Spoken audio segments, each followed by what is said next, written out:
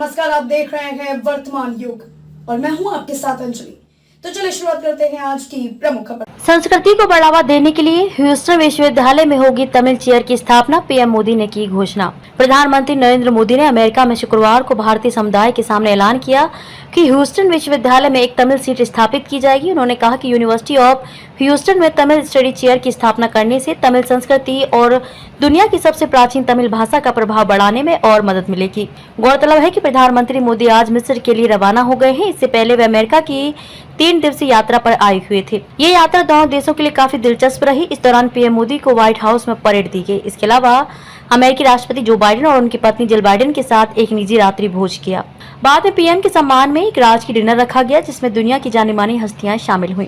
अमेरिकी यात्रा के दौरान प्रधानमंत्री मोदी ने विभिन्न कार्यक्रमों में हिस्सा लिया। इस बीच शुक्रवार को उन्होंने भारतीय समुदाय को संबोधित किया। उन्होंने कहा कि अमेरिका में मुझे जो प्यार मिला है वह अद्भुत है। उन्होंने कहा कि मैं राष्ट्रपति बाइडेन का आभारी हूँ। बीते 3 दिनों में लगातार हम साथ रहे, कई विषयों पर हमारी खुलकर बातचीत हुई। मैं अनुभव से कहता हूँ कि वे एक सुलझे हुए अनुभवी नेता हैं। भारत अमेरिका पार्टनरशिप को एक नई ऊंचाई पर ले जाने वाले व्यक्तिगत रूप से उनका बहुत प्रयास रहा है और मैं सार्वजनिक रूप से उनके इस प्रयासों की सराहना करता हूं।